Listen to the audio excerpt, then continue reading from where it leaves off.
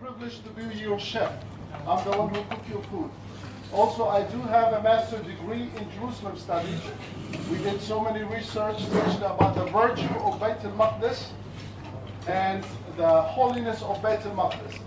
On behalf of the family of Hashimi Hotel and myself, I would like to thank you all for coming to Al-Quds, to Bayt al-Maqdis, to pray the 2 rak'ah, as Prophet Muhammad ﷺ stated in the hadith of when my brother Sulaiman finished building Masjid Al Aqsa, he asked Allah 3 things. Allah granted him 2 of his requests, and the 3rd was for any mu'min, just like you, inshallah, coming to Bayt al-Maqdis to pray 2 rak'ah for the sake of Allah. He will go back home with no sins. All his sins are washed. And Prophet Muhammad alayhi salatu wasalam, he said, I reiterate and supplicate and pray to Allah that He will grant my brother Sulaiman his request. So we ask Allah subhanahu wa ta'ala to accept your ta'ah, your traveling, your hardship, coming to pray in Bayt al-Maqdis. Yes.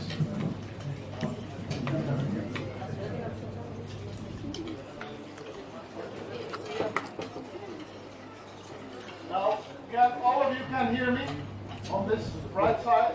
Yes. Yes, yes. So it's fine.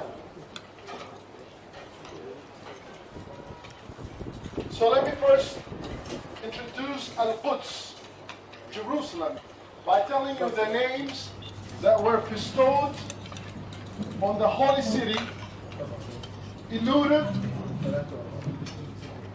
the holiness and the sanctity of the city. So Bayt al-Maqdis, one of the first names, 5,000 years ago, it was Salem, which is before the Canaanites who came and lived in Jericho and later on in Jerusalem. So the first name was Salem. And later on I will start calling the names. I don't have to point out each name to make the talk short. So Salem, or Salam, or Shalim, Jerusalem, Al-Quds, Bayt al-Maqdis, Gate of Heaven, Ilya, Kabatulina, Ilya, Gate, بوابة السماء, البيت المقدس, Beit Hamikdash. All those names were bestowed on this holy city, eluded the sanctity and the holiness of the city itself. It is sufficient for us as a Muslim to know that Allah subhanahu wa ta'ala gave barakah to this land. Now so many lecturers or scholars, when they say giving barakah, I was reading so much about to see the barakah of this land. When we say barakah, now imagine Allah subhanahu wa ta'ala giving barakah to Masjid Al Aqsa. Then when I read more, I wanted to see when Allah subhanahu wa ta'ala said in the Quran, Surah Al-Isra, Subhanalladhi asra bi'abdihi laylan min al-Masjid al-Haram ila al-Masjid al-Aqsa. And when Prophet Muhammad alayhi salatu wasalam said, Bayt al-Maqdis wa aknafu Bayt al-Maqdis. So I thought, how can Bayt al-Maqdis have barakah? And aknaf means the near countries around Bayt al-Maqdis.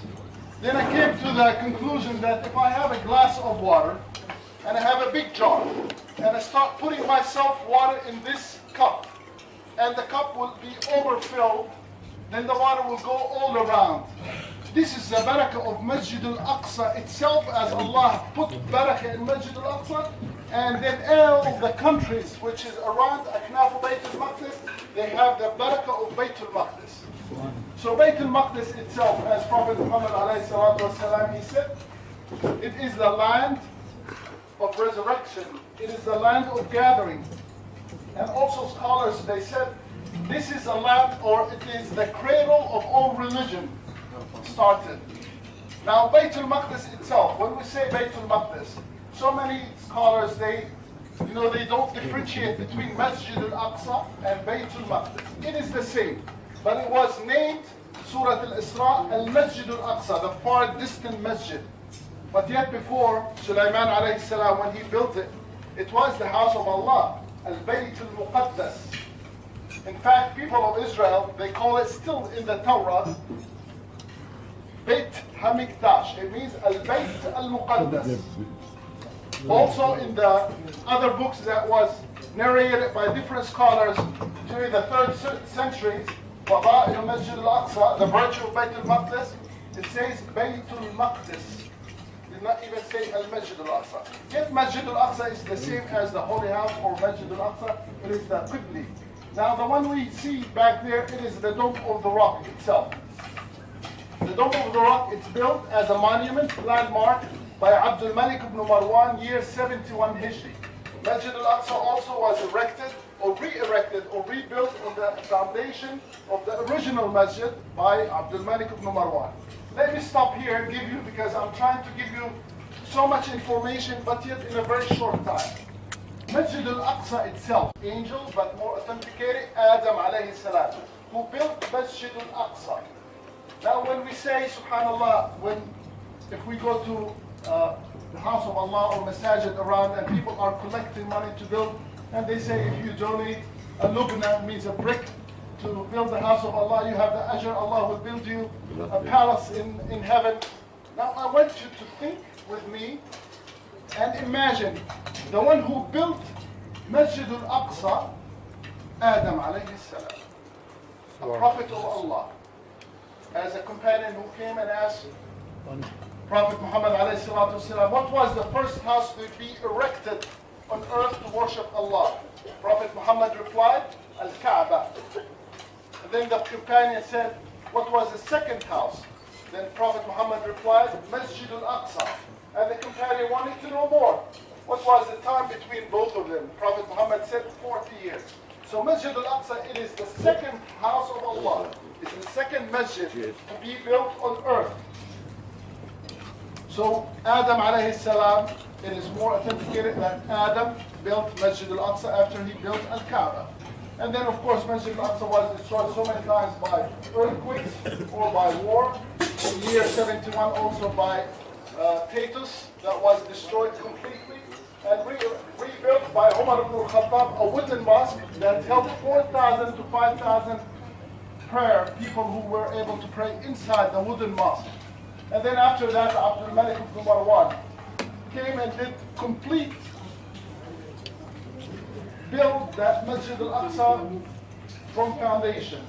Why? Because there was a very bad earthquake before that, and then he put the flat floor. If any of you visited the tunnel tour, that you see how they did the crust of the mountain, that's the work of Malik ibn Marwan. Now let me stop here and just give you an introduction of Bayt al-Maqdis, taken away from our perspective as Muslims. If we go to the Mount of Olives, where the minaret there, that minaret is called the Bell Minaret, built by Russia.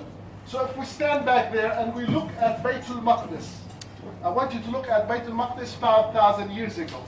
Just to stand there and to look at Al-Quds. Consists of 4 little foothills or 4 mountains. Back then they called them mountains. Mount of Moriah. Moriah, that's a Canaanite name. And also Mount of Duhur, that's the name of it. And that was the first capital for the Canaanite who named it Yabus or Yabos or Yabus. Next to it, which is behind you, where you see that David's star, that's Mount of Bazita, which is now we call it Herod's Gate. A little bit farther up, that's Mount of Akara or Akara. That's where the Sepulchre Church was built by Helena, the mother of Constantine, around 373. A little bit farther towards Jaffa Gate, that's the Mount Zion. Zion is a Canaanite name, also name of a Canaanite, means the well-protected castle. In the middle has the valleys, it has the streets, which is Sukkan al-Zayt and Al-Wad. Sukkan al-Zayt was called the Windmill Street. And also during Hadrian, 137 after Christ, after Isa alayhi salam, was named Cardo Market. Cardo Market right underneath of Sukkan al-Zayt. Where you're sitting now, the Hashimi Hotel, it's a Mamluki building, but underneath, next to it, that's Cardo. It's a very popular street that also was shown on the map that found in Madaba in Jordan, one of the oldest maps of Jerusalem. Now, as we look at Jerusalem from the Mount of Olives, Jerusalem, the four foothills were empty. Canaanites who came, who lived on the Mount of Moriah, the Duhur foothill. And they built a small wall and they called it their capital Yabus or Yabos. Why they lived there? Because they found a well under the valley of Silwan, where they call it also in the Torah, they call it Gedahon or Gedahon. It means the pure water. So they found that water, and of course they put their tents and where they lived on the top of that foothill. And later on, a king by name As-Sadiq, who followed the path of Tawheed, he invited Ibrahim alayhi salam to come and pray in Masjid Al Aqsa. When Ibrahim alayhi salam left Ashur, al-Iraq, with Lut, he came and he visited Bayt al-Maqdis and he prayed in Bayt al-Maqdis. Now, in a very quick headlines or information, let me tell you also what the Jewish think of this mount of. He brought Isaac, Ishaq, and he brought him to the rock to slaughter him, as it's mentioned in the Torah, to slaughter Isaac, and then Allah sent a sheep. Of course, to us as a Muslim, it was Ismail, the son of Hagar, and then it was in Mecca, which is, I found the same in Genesis 12, chapter 12, 11. It is mentioned in the Bible that Ismail took Hagar and went to the Wadi Mayrin Di Zara, an empty valley, dry valley. So now the people of Israel also think that this is where Masjid Al Aqsa, it is Beit HaMikdash, it is the holy house. It is the holy house who Sulaiman prayed, who Dawood prayed, Ibrahim, Isa alayhi salam, Maryam كلما دخل عليها زكريا المحراب وجد عندها رزقا, Masjid Al Aqsa. Because people of Israel, when they followed the right path, they were our brothers and sisters in Islam. But when they went astray and lost the path, Allah subhanahu wa ta'ala took the message, the prophecy from the offspring of Isaac to Ishmael, to the elite of mankind, Muhammad alayhi salatu wasalam.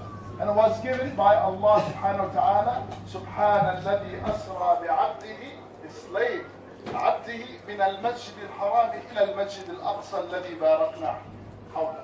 That Allah subhanahu wa ta'ala gave barakah. Let me conclude. I know that probably is getting a little bit late, but let me conclude a very quick things for you to understand and to know about Bayt al-Maqdis. Bayt al-Maqdis has a very significant, very important meaning and spiritual meaning in our Aqidah. It is something that happened, a very, very important event where scholars, they say it is absolutely the utmost, as they say, the mother of all events, Al-Isra wal-Mi'raj. When Allah subhanahu wa ta'ala brought Muhammad alayhi salatu wasalam at night to Masjid Al Aqsa and ascended to heaven from Masjid Al Aqsa. Well, this is a very important event to all of us, even you who are traveling. Now, if you think about it, Prophet Muhammad alayhi salatu wasalam, the time who had traveled Al-Isra wal-Mi'raj, it wasn't an easy time for him. It was a hardship. He was going through a very difficult time. Amul Huzn, the grief here. He lost his wife, Aisha. He lost his uncle. He lost the protection. The people of Quraysh, they had a sanction on him, and they kicked him out of his house. Banu Hashim.